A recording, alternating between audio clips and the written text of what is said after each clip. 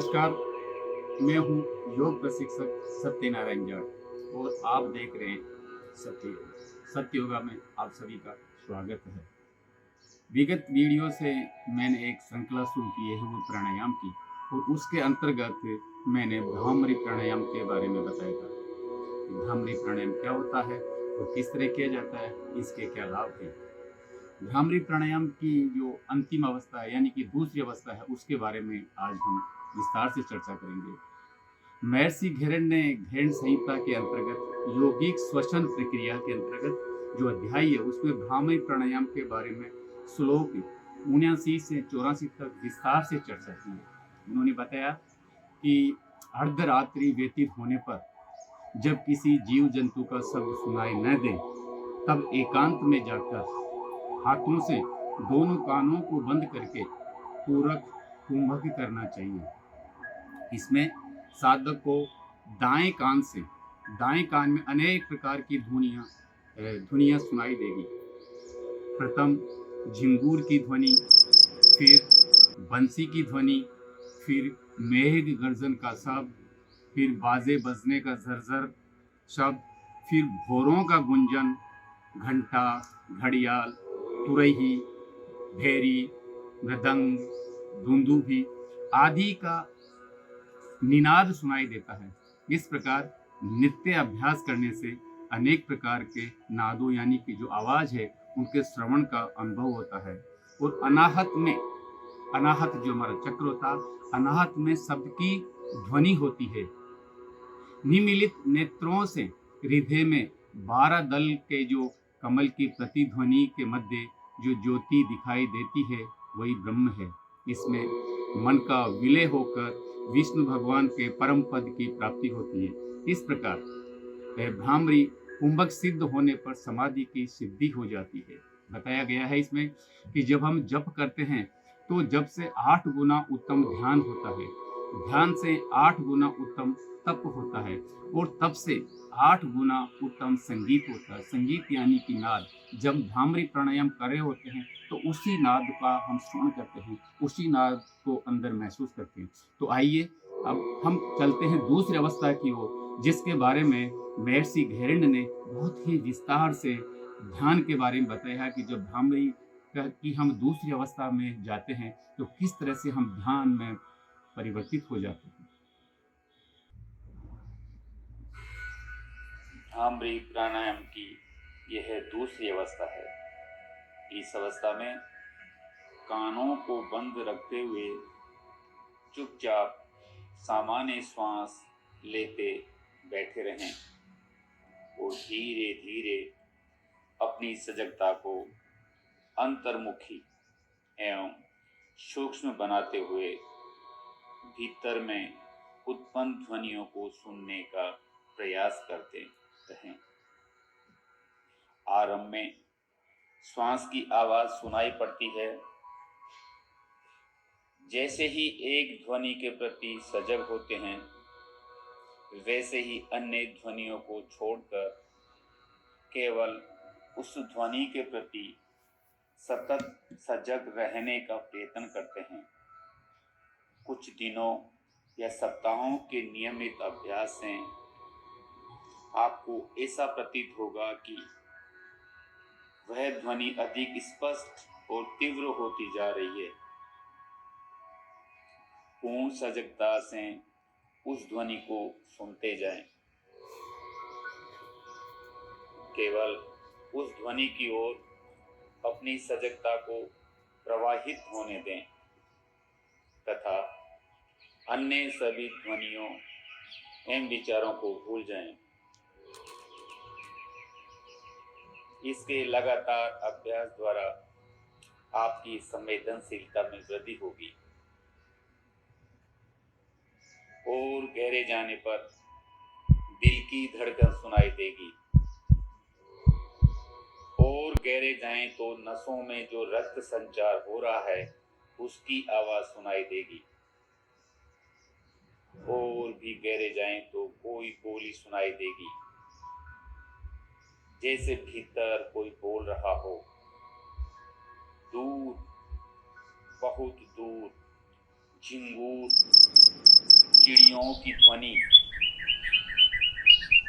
और संगीत की आवाज सुनाई देगी। इस तरह धीरे धीरे आपकी बोध क्षमता अधिक तीक्ष्ण और संवेदनशील होती जाएगी। ये सभी आवाजें इस अवस्था में कानों को बंद करने से सुनाई पड़ती है। ये सत्य है कि ये ध्वनियां भीतर में सहज रूप से उत्पन्न होती है। कुछ ध्वनियों की उत्पत्ति स्मृति से होती है,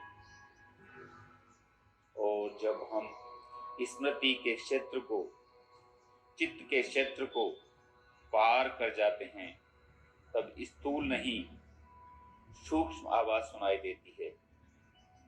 और जब सूक्ष्म आवाज को भी हम पार कर जाते हैं, तभी हमें नाद सुनाई पड़ता है, जिसे अनहद नाद कहते हैं।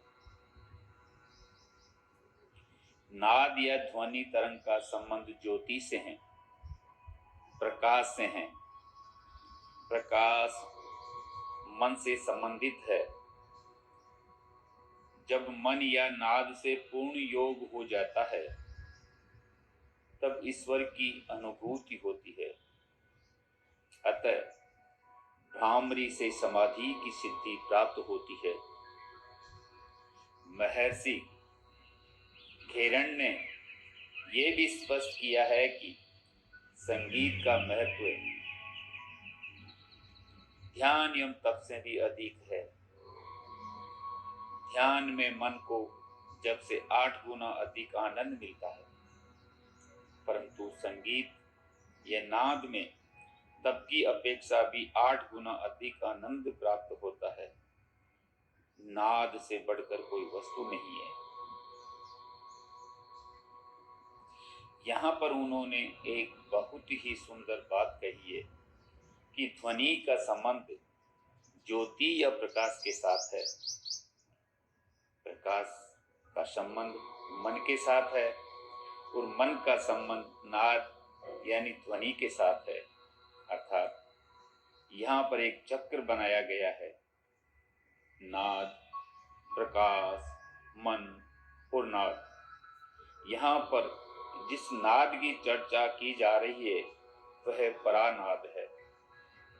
धीरे धीरे हम विभिन्न अवस्थाओं को पार करके स्थूल ध्वनियों को सुनकर, नाद को सुनकर सूक्ष्म में प्रवेश करते हैं।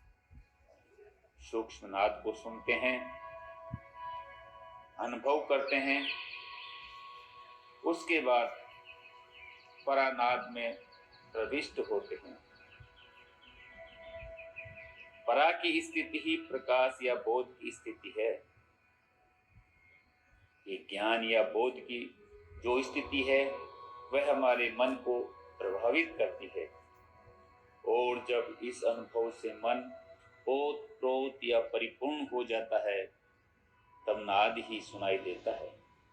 ऊपर, नीचे, दाएं, बाएं, सामने, पीछे, चारों तरफ नाद ही नाद सुनाई देता है।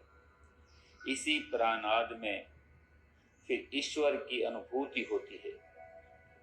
ये भ्रामरी की अंतिम अवस्था है। इसके लिए धैर्य और प्रयास अत्यावश्यक है। यदि आप अभ्यास हेतु दृढ़ प्रतिज्ञ हों, तो आश्चर्यजनक परिणामों की प्राप्ति होती है। अब आप धीरे धीरे वापस अपनी पूर्ववत स्थिति में आ जाएं। हाथों को कानों से हटा लें और ज्ञान मुद्रा में बैठ जाएं। ये थी भ्रामरी प्राणायाम की दूसरी अवस्था, यानी कि ध्यान के बहुत ही करीब।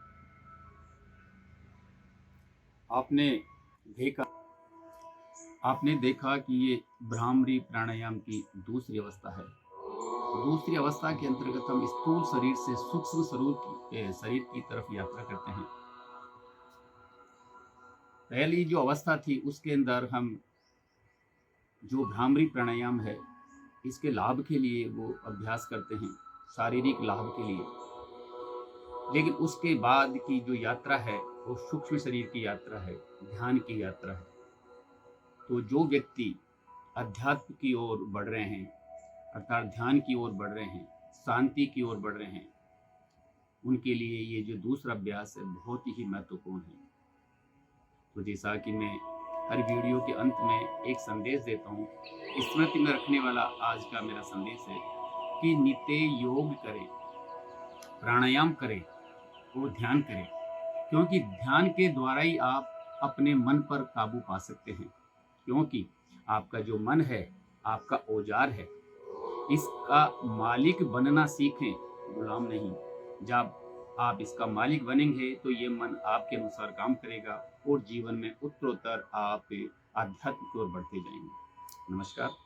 ये वीडियो कैसा लगा, इसके बारे में आप अपने कमेंट ज़रूर बताएं, और सत्य योगा को यदि आपने सब्सक्राइब नहीं किया है तो ज़रूर सब्सक्राइब करें, अपने दोस्तों में शेयर करें और लाइक करें।